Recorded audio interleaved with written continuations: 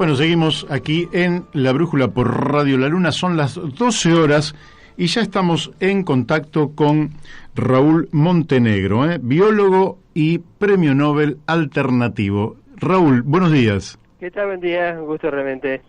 Bien, mirá, vos sabés que yo antes, porque vamos a tener tiempo, y me había traído un libro del cual quería leer una parte, porque vamos a hablar del agua, ¿verdad? Entonces, voy a ver si encuentro un libro gigante que se llama La Justicia Social, de Alfredo Palacios, donde Alfredo Palacios, para hablar de la justicia social,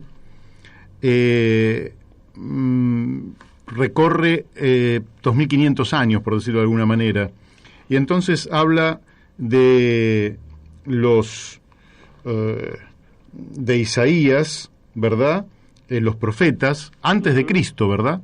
Y hay un párrafo que es el que te quiero leer antes de que entremos en el tema del agua, que dice lo siguiente: la tierra será un bien de todos, no se la dividirá por límites, no se la encerrará entre muros.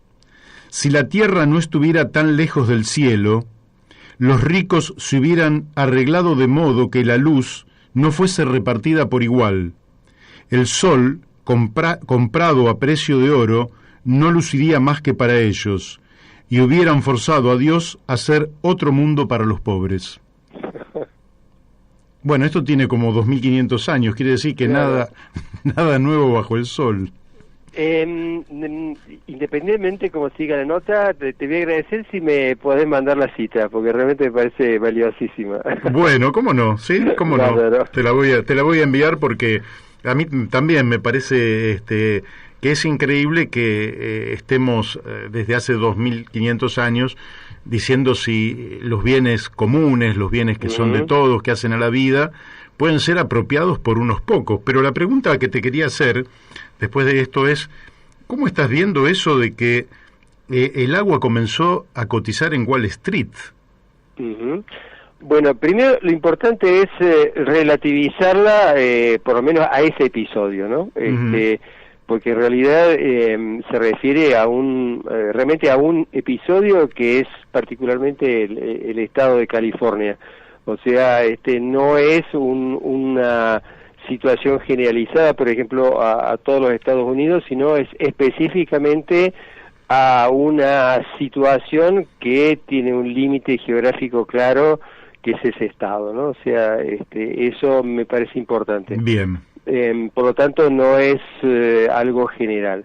El otro punto es que, aunque sea solamente vinculado a California, no deja de ser una luz roja, es decir, es como un llamado de atención. Ese me parece que sí es un elemento importante y por lo cual estamos hablando. Y yo creo que vinculado con esos dos temas, o sea, lo restringido a California y la luz roja, a mí me parece que en realidad lo más grave, ya lo he dicho en otras oportunidades, no es la cotización del agua en la bolsa, sino que hay una serie de actitudes, medidas en terreno. Estamos hablando, por ejemplo, de Argentina, porque vivimos acá, sí. En donde nos horrorizamos porque aparezca esto en Wall Street, pero no nos horrorizamos porque un gobernador como Juan Schiaretti decida hacer trasvasamiento de cuenca del río Paraná a la provincia de Córdoba y que no haya manejo de las cuencas hídricas. O sea, lo que quiere decir con esto es que mientras nosotros no tomemos al toro por las astas internamente en todo lo que tiene que ver con cuencas hídricas, si llegase en un mundo absurdo, ¿no?, a generarse toda una suerte de mercado alrededor del agua, en realidad muy poca agua va a haber para ese mercado, si seguimos siendo tan irresponsables como lo somos actualmente en Argentina. No sé si queda claro la posición. O sea, bienvenido a la luz roja, pero acá tenemos otras luces rojas que están prendidas permanentemente, son infinitamente más graves porque nos pueden afectar ya mismo, y seguimos mirando la luna de Valencia, ¿no? Claro, te voy a dos cosas. Una, que la luz roja, vos decís bien, eso está circunscripto a California, pero muchos señalan que California, que es casi una de las locomotoras de los Estados Unidos, y donde está Silicon Valley, y donde un poco adelanta el futuro allí en California, en muchos aspectos, es verdaderamente una luz roja que se pueda pensar en mercantilizar un bien esencial para la vida. Pero te voy a dar una luz verde que me la envió el fiscal general de Tucumán, Gustavo Gómez, que dice que el dueño de una empresa que fabrica jabones fue condenado a 3 años de prisión por contaminar el río con residuos y quemar a cielo abierto restos de huesos y grasas de origen animal. Un delito ambiental federal previsto en la ley 24.051. Y después me envía el fallo del Tribunal Oral Federal de Paraná, que también, si querés, te lo envío para por lo menos tener alguna cuota de esperanza acerca de que no vamos a terminar con un desastre hídrico en un país que no tiene tantos problemas de falta de agua, por lo menos en una zona del territorio, ¿no? Bueno, yo al fallo lo conozco, ¿no? Ahora, volviendo a la situación en Argentina, la mayor parte de Argentina es semiárida. O sea, si yo tuviera que definir a nuestro país en promedio, diría que en promedio somos un país semiárido. Por lo tanto, uno de nuestras amenazas ciertas es la falta de agua. O sea, Argentina no es un país que tenga exceso de agua. Hablo como país. El hecho de que tengamos un río Paraguay-Paraná con un caudal altísimo, de tener un río muy ancho como el Río de la Plata, da la impresión de que tenemos mucha agua, y lo mismo cuando se considera el caso del acuífero guaraní. Yo lo que quiero primero marcar es que eso es una imagen totalmente distorsionada y no es real. Argentina es un país que tiene serios problemas en lo que hace a la distribución del agua. No me refiero a la distribución política del agua, sino a la distribución natural del agua, e incluso enfrentando situaciones particularmente dramáticas creadas por nosotros, como es el caso de la destrucción de las cuencas hídricas, y al mismo tiempo situaciones naturales complicadas como la que estamos ahora, en donde estamos en pleno ENSO. O sea, el ENSO es todo lo que es el Niño Oscilación Austral, que son las modificaciones que produce el Océano Pacífico sobre los distintos sistemas climáticos de la región. Por lo tanto, estamos en un periodo de niña, no de niño, y el periodo de niña se caracteriza por sequía, que no hace falta decirles cómo nos encontramos nosotros en la provincia de Córdoba, por ejemplo, y temperaturas más bajas. Entonces, tenemos por un lado un desmanejo absoluto de lo que son las fábricas de agua en el país, pero en un país semiárido donde el agua es una situación, un límite crítico, y en donde situaciones como esta, como la de ENSO, nos pone incluso ante una situación de alerta mucho más fuerte, ¿no? Entonces, yo insisto con esto que es absolutamente urgente, primero, asumir que el principal problema que enfrenta Argentina, como el resto del mundo, no es el cambio climático global, que es tremendamente grave, sino la pérdida de biodiversidad. Ese es el peor problema. Ese es el peor problema que nosotros tenemos. ¿Por qué? Porque a su vez la pérdida de biodiversidad y de ecodiversidad, algo que no se habla tanto, está asociado con mal funcionamiento de las cuencas hídricas. Y las cuencas hídricas son lugares donde se fabrica el agua. Entonces, si nosotros estamos mirando cosas demasiado chiquitas o cosas demasiado grandes afuera y no nos damos cuenta que están colapsando nuestras cuencas hídricas, agravado a su vez por el propio cambio climático global, en el caso, por ejemplo, de todas las cuencas hídricas que tienen cabeceras en zonas glaciares y periglaciares, o sea, lugares en donde se fabrica agua en base a ese capital acumulado durante mucho tiempo en las zonas altoandinas. Decía, si nosotros realmente no nos damos cuenta de que es imposible sostener cualquier cosa en un país semiárido, si no le damos plena participación al concepto de cuencas hídricas y por lo tanto a una herramienta que aquí ni siquiera se utiliza, que son, por un lado, todo lo que es los mapas de ordenamiento territorial y los mapas de biodiversidad. Es decir, esa es nuestra, yo te diría, la parte más importante, que obviamente debe ser complementada con el ataque a todo lo que tenga que ver con contaminación, y que me parece estupendo, pero de nada vamos a avanzar si solamente actuamos sobre contaminación, sin previamente asumir que deberían manejarse las cuencas hídricas. Casi te diría que si realmente hubiera inteligencia gubernamental, cosa que sigue escaseando en una forma crónica en Argentina, aunque algunas cosas puedan ir mejorando, por ejemplo, con el nuevo gobierno, yo te diría que deberíamos tener un ministerio de las cuencas hídricas, porque en eso va la vida del país, ¿no?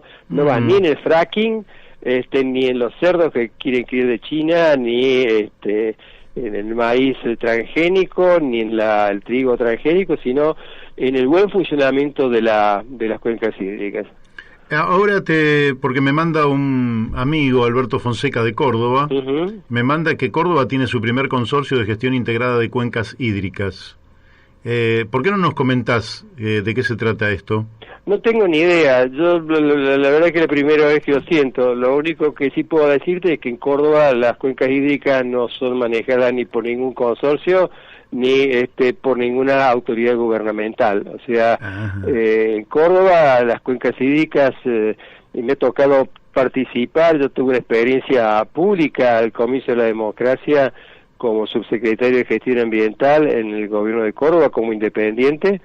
Solamente estuve esos 4 años porque Angelos no toleraba las cosas que hacíamos, y durante esa época se fueron conformando los comités de cuencas hídricas. En Córdoba no funcionan los comités de cuencas hídricas, ya están en los papeles, y después de incendios tan fuertes como los que hemos tenido, o sea, las cifras van entre 320 y 350.000 hectáreas, muchos de ellos en zonas de cabecera de cuenca. Yo diría, aquí hay un desmanejo total, ¿no? Y para colmo, buena parte de los incendios ocurrieron justamente en zonas activas de las cuencas, aquí es donde se produce la realimentación de los acuíferos. Así que la situación, ya insisto, me hago cargo de que no conozco esa institución administrativa. Solamente digo que acá en Córdoba en este momento no hay ningún tipo de manejo de cuencas. Bueno, de hecho yo ya te mandé la información que sale en La Voz del Interior, así que ya la tenés para que después la evalúes y en todo caso próximamente volvamos sobre el tema. Pero aquí todo lo que vos planteás es tan natural, tan sencillo de entender, que nos va la vida, que cualquier joven que está escuchando en este momento entiende perfectamente lo que vos estás diciendo. ¿Qué es lo que pasa en una dirigencia política que parece no prestar atención al tema, casi, como bien vos decís, casi el número 1? Casi los próximos gobiernos deberían ser gobiernos de no solo de la vida social, sino de la vida en un concepto integral. ¿A qué atribuís que la dirigencia política no ponga foco en esta materia y siga insistiendo con el fracking, la megaminería, la deforestación, etcétera? Bueno, hay dos causas, una histórica y otra tiene que ver con la vida cotidiana. La causa histórica es que nosotros tenemos un país dividido en jurisdicciones, o sea, somos un país federal, por lo menos teóricamente federal, en donde tenemos provincias, o sea, un país dividido en provincias y a su vez provincias divididas en municipios, en comunas. Entonces hemos particionado un sistema. Ese sistema particionado es un sistema para administrar, pero ha sido letal para el funcionamiento de los ambientes. ¿Por qué? Porque cada provincia, recordemos que en Argentina, nuestro país se formó al revés de lo que ha pasado en otros lugares, o sea, nosotros fuimos primero provincias y después las provincias acordaron constituirse en país, ¿no? Esto marca algo muy fuerte dentro de nuestra organización en jurisdicciones.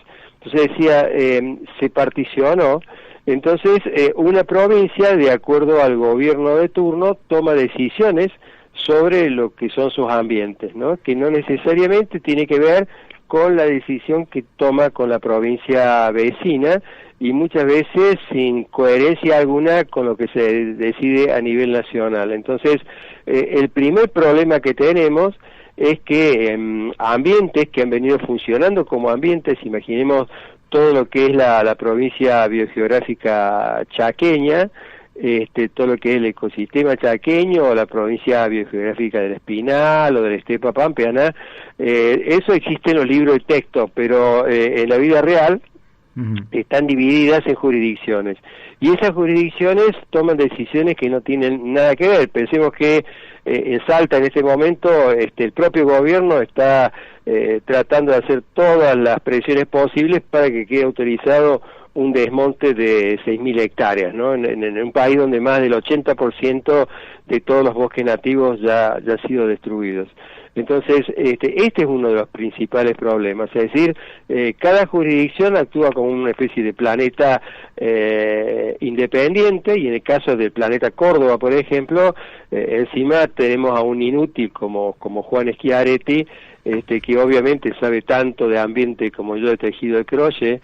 Entonces, frente a situaciones dramáticas de las cuencas hídricas, lo único que se le ocurre es traer, por ejemplo, agua del río Paraná, o en el caso realmente irónico y absurdo, de apoyo a los productores que hubieran sido afectados, el gobernador no tuvo mejor idea que distribuir para que vuelvan a recomponer sus postes para alambrado, quebrachos colorados, ¿no? O sea, el gobierno distribuyendo quebrachos colorados, que no hace falta recordar en qué situación se encuentra el quebracho colorado. Qué locura. Entonces, este es el problema, ¿no? Es el problema estructural, y es que está visto que si dividimos una provincia biogeográfica en una cantidad de jurisdicciones que actúa cada una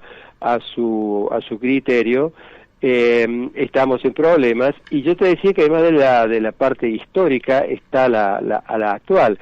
Y yo creo que obviamente hay un cortoplacismo, casi diría yo, de tipo económico, es decir, el caso de la provincia de Córdoba está tratando de negociar su deuda externa para no caer en default.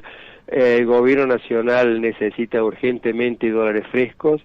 Entonces nos volvemos fácil presa de todos aquellos que nos ofrecen rápidamente dólares, y se cierran los ojos para los efectos que puedan tomar esas decisiones. Y en ese contexto es en donde se insertan, por ejemplo, el hecho de que quieran instalarse grandes granjas porcinas en Argentina, que quiera colocarse en nuestro país un reactor nuclear como el Wallong One chino, que sigue siendo experimental y que ha tenido, o por lo menos el principal one-on-one, sus problemas en la propia China, y entra también obviamente el fracking, obviamente los commodities, o sea, todo lo que es la exportación, por ejemplo, de soja, la exportación de maíz transgénicos.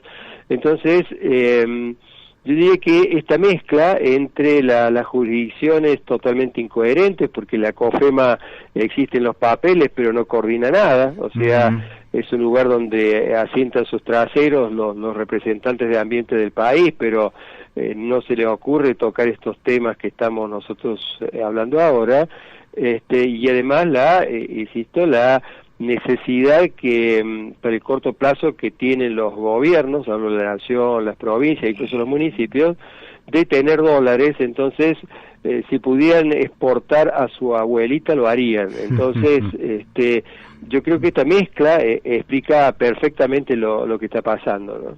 Claro. Y dentro de te voy a hacer dos preguntas, volviendo un poquito al agua, porque vos decís la idea de llevar agua desde el Paraná hasta Córdoba.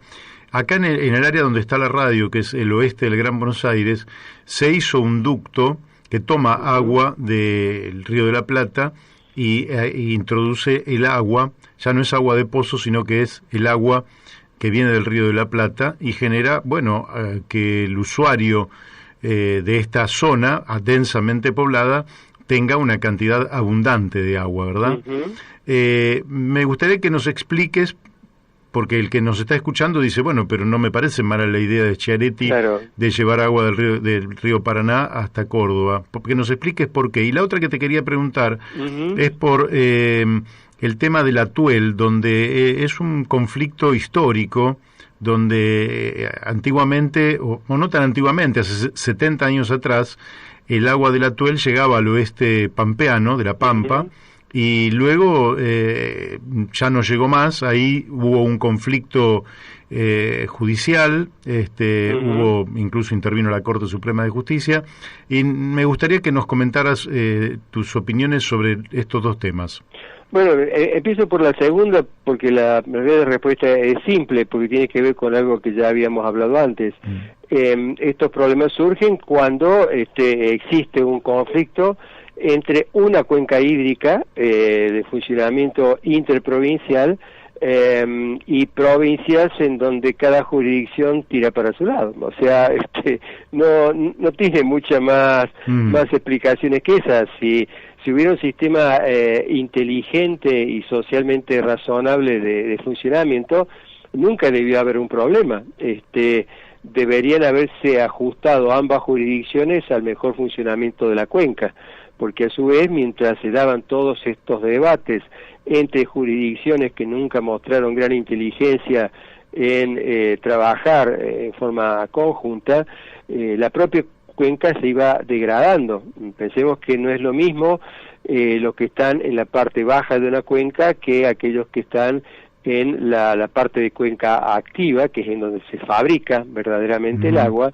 Entonces no se trata solamente del caudal que vamos a distribuirnos, sino también que se trata de cómo dos provincias llegan a un acuerdo asumiendo esto, ¿no? Que una de ellas tiene la principal fábrica para que esa agua circule y la otra recibe esa agua. O sea, allí es muy claro la impericia que han tenido los gobiernos. Y de paso solamente agregar que un criterio que en Argentina no se utiliza demasiado, y es el caudal ecológico. O sea, todos los cursos de agua deberían mantener el caudal ecológico que garantiza la biodiversidad de las aguas, porque los ríos no son aguas, son biodiversidades, ¿no? Entonces, es tan importante mantener un bosque nativo como mantener ríos nativos. Entonces, es importante esto de caudales ecológicos que aseguren la biodiversidad típica de cada curso de agua, que a su vez garantiza también la calidad. Y sobre entender por qué criticamos los actos, como el caso de Juan Schiaretti, de traer su pequeño canal, que quiero agregarlo, Córdoba está a mayor altura, los lugares de destino, con lo cual el agua va a tener que ser bombeada con un gasto impresionante de energía eléctrica que no tengo ni idea, o mejor dicho, sí sé quién lo va a pagar. Entonces decía, ¿por qué decimos que es absurdo?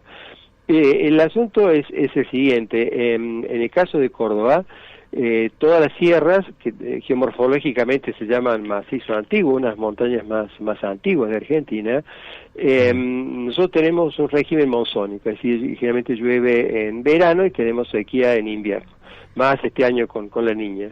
Entonces, durante el verano, que es cuando cae el agua, cuando funcionan bien las sierras, cuando tienen una buena biodiversidad, buena ecodiversidad, la vegetación está como debería ser para poder sobrevivir, cae el agua, golpea contra la vegetación, no contra el suelo, y se van alimentando porque entra el agua a los muy someros suelos serranos, pero también entra el agua dentro de lo que nosotros llamamos una gran esponja rígida, como son las sierras, y allí se va almacenando el agua, o mejor dicho, va circulando muy lentamente, y es el agua que forma, por ejemplo, las vertientes en invierno, o sea que en plena época seca y que no llueve sigue saliendo agua, porque ha actuado las sierras como una caja de ahorro hídrica. Lo que pasa es que como, insisto, funcionarios como Schiaretti tienen tantas limitaciones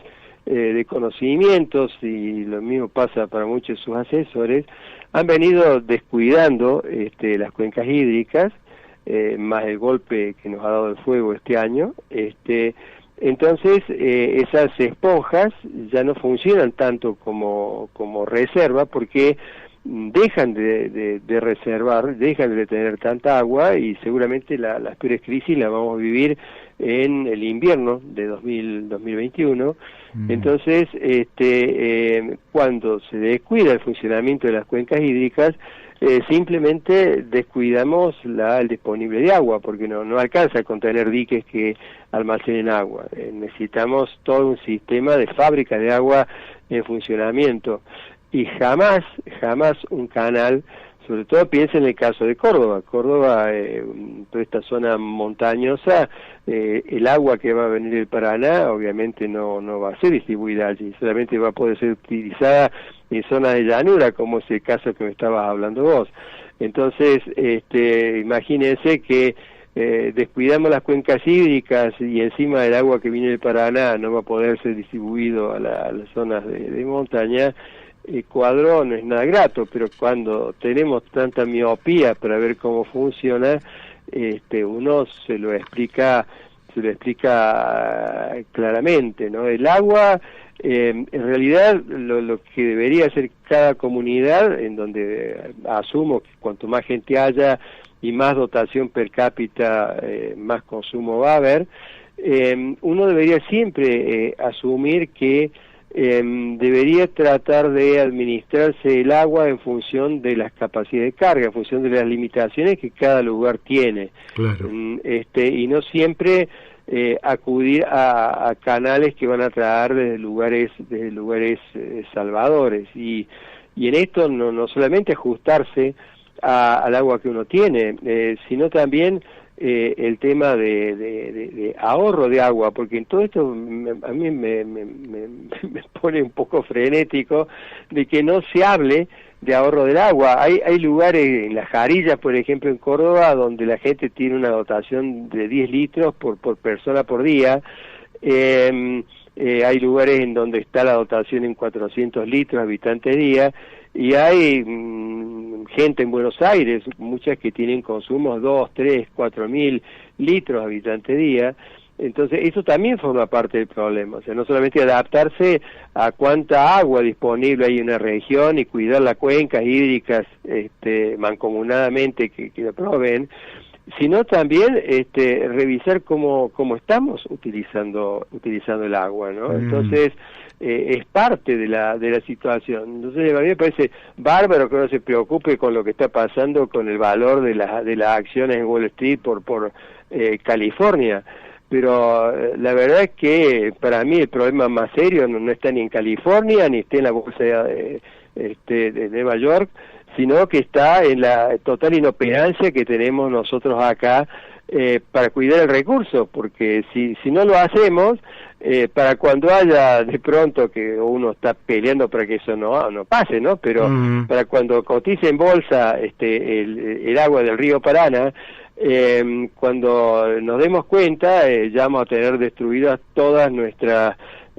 fuentes superficiales y con fuerte niveles de contaminación acuíferos tan grandes como el caso de todo lo que es el Guaraní, ¿no? Entonces, me parece que está bien preocuparse, pero esto de ver la paja en el ojo ajeno y no la viga en el propio, acá es exactamente lo mismo, cambiaríamos la frase, ¿no? Esto es ver el arroyito miserable en el otro y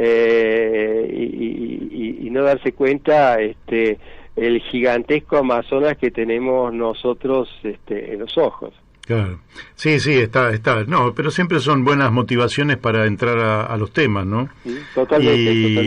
Y sí, como a veces en estos países se adelanta una cosmovisión, porque evidentemente también estamos en conflictos culturales, porque evidentemente la cosmovisión que tiene por lo menos el norte capitalista respecto de el uso de los recursos naturales como un elemento para mantener una tasa de ganancia del capital, y en cambio, por ejemplo, los pueblos originarios que tienen una cosmovisión bien distinta de armonía con el ambiente, me parece que ahí esto lo que pone quizás en el escenario es las dos cosmovisiones como pelean, ¿no? Y de cuál nos sentimos cada uno de nosotros más cerca. Te quiero hacer la última pregunta que tiene que ver con algo que ya mencionaste, pero que cambió el formato, aunque no sé si cambió el contenido, porque creo que para todos ha quedado claro que, por ejemplo, la megaminería y la destrucción de glaciares es romper el tanque de agua de todos los pueblos que viven en la zona de cordillerana y más acá, que el fracking también es de introducir y usar enormes cantidades de agua. Ahora, en el acuerdo porcino con China, aparecen sectores de intereses agrarios diciendo que lejos de las megagranjas de las que hablan algunos sectores, los lineamientos indican que se apostaría por establecimientos productivos sustentables. La pregunta es, ¿vos creés que aunque en lugar de justamente emprendimientos muy grandes sean más pequeños, es sustentable o también va a insumir un consumo gigantesco de agua, entre otras cosas, y finalmente no va a ser sustentable? ¿Cómo lo ves? Bueno, primero no puedo dejar sobre el comentario que había hecho sobre la cosmovisión, por ejemplo, un lugar como Estados Unidos o la Comisión de Pueblos Originarios.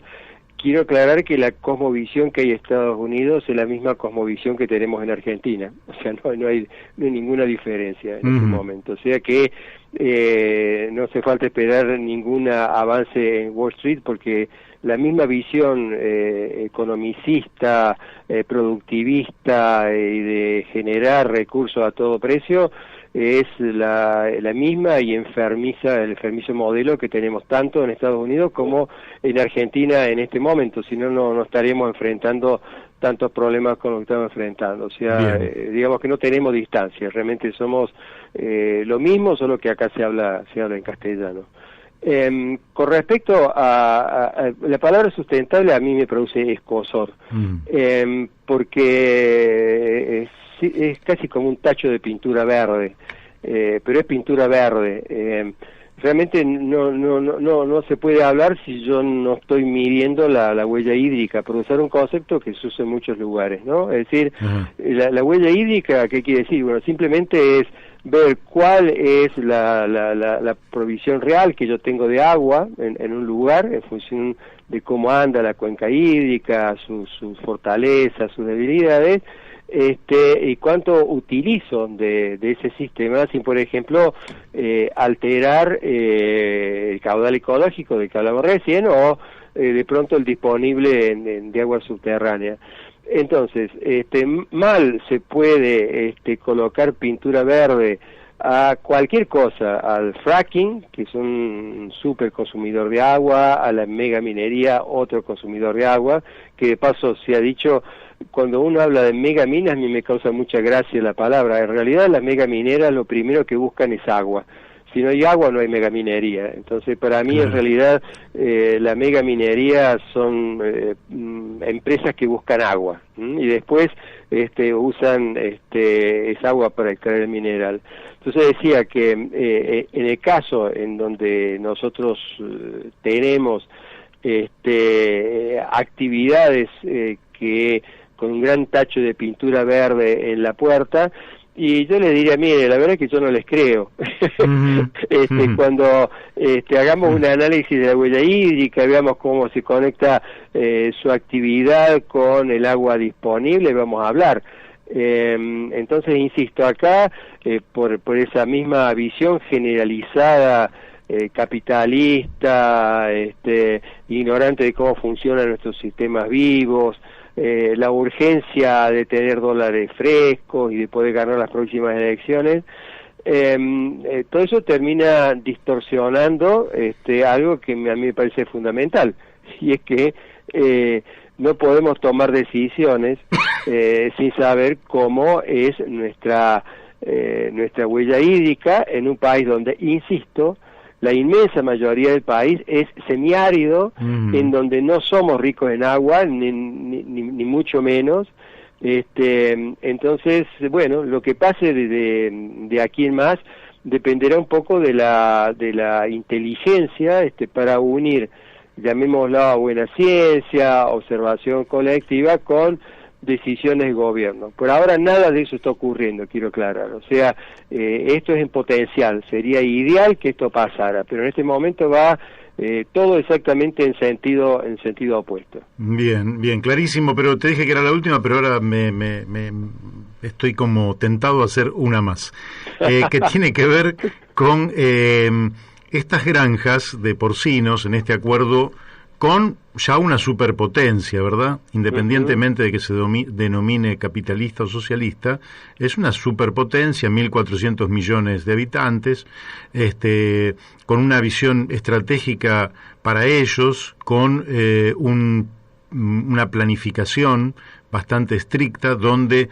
la seguridad alimentaria juega un papel fundamental. Sean mega emprendimientos o emprendimientos pequeños, la producción de porcinos, ¿cómo lo ves vos que sos biólogo en términos de riesgo sanitario? Porque estamos justamente en el marco, todo esto se anuncia en el marco de una pandemia mundial. ¿Cómo lo ves? Bueno, primero una observación que me parece importante, obviamente desde mi perspectiva, que es muy limitada, pues soy apenas un biólogo, ¿no? Pero China es un país ambientalmente tan peligroso como lo pueden ser Rusia, Estados Unidos o Francia, ¿no?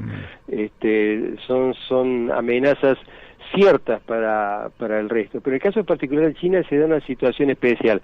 La mayor parte del territorio chino, o buena parte del territorio chino, es montañoso y tiene una población gigantesca. Es decir, la única forma en que China puede sobrevivir es en base a la técnica del país expandido, o sea, a tratar de poder alimentar a su población en base a una China, entre comillas, radicada en tierras que están comprando en África, o en tierras que, por ejemplo, querían alquilar. Recuerdan ustedes que en Río Negro hubo un intento por alquilar tierras para justamente sistemas agrícolas de China. Y los cerdos no son una excepción, o sea, es el país expandido para la obtención de carne, ¿no? Entonces, para China es una cuestión de supervivencia, y esto debemos tenerlo en cuenta porque cambia mucho las relaciones de un país con otros países. Necesita sí o sí China ser un país expandido, no le da su propio país para autoabastecerse. Y con respecto a la pandemia, yo de esto también quiero ser claro, En los últimos 2.500 años hubo 72 epidemias y pandemias. Algunas de ellas llegaron a ser dramáticas. En la Edad Media llegó a morir la mitad de toda la población europea, y en la mal llamada gripe española, que en realidad empezó en Texas, en Estados Unidos, una de las cifras más confiables muestran que murieron 100 millones de personas. Es decir, está claro que la población humana es particularmente sensible a virus, pero también a bacterias, cuando no tiene sus sistemas inmunitarios preparados o listos o que puedan controlarlo. Por lo tanto, nos está pasando, de hecho con algunas noticias inquietantes, como la aparición de una nueva cepa con mayor capacidad de contagio en Gran Bretaña. Entonces, lo real es que los virus son y seguirán siendo una de las amenazas poderosísimas contra la salud de las personas. Por lo tanto, es mandatorio, inexorable ver cuáles son las fuentes virales que pueden generar este tipo de situación. Entonces, una de ellas es destruir la biodiversidad. Es una forma de agravar los riesgos, porque la propia biodiversidad es una suerte de escudo. O sea, esa ya es una en la que estamos mal. La otra es que si se acerca demasiado la biodiversidad al consumo humano, pueden pasar cosas como la que tenemos ahora. Recordemos que el virus SARS-CoV-2 tiene un 96% de afinidad con un virus, con el virus particularmente de un murciélago, que es Sinolophus affinis, que es donde podría haber sido el origen. Es decir, excesiva cercanía y consumo de poblaciones que tienen virus que pueden ser de riesgo. Bueno, estamos viendo las consecuencias. Y la otra es que si yo tengo crías masivas, feedlot, pero impresionantes, esa también es otra fuente posible para que se vayan rearmando, para usar una palabra técnicamente un poco curiosa, formas virales de riesgo, ¿no? Entonces, para mí no deja de ser una situación muy curiosa, de que en el mismo momento en que estamos todos tratando de ver cómo sobrevivimos al virus, en donde las nuevas cepas incluso están empezando a aumentar la letalidad en personas infectadas más jóvenes, en el mismo momento que estamos en ese problema, en Argentina queremos colocar criaderos de cerdos en todos lados. La biodiversidad se sigue destruyendo a mansalva, como el caso de estas 5.000 hectáreas, en el caso de Salta. Entonces, yo creo que esa no es una respuesta, es casi, diría yo, una imagen de lo que está sucediendo y que es incomprensible. Entonces, mientras no nos demos cuenta de la relación que hay de pronto en el SARS-CoV-2 o cualquier futuro virus con este absoluto desmanejo que nosotros tenemos, y bueno, primero no ha terminado esta pesadilla, y no va a ser ni la última, ni va a ser la peor, ni necesariamente van a pasar muchos años para la próxima.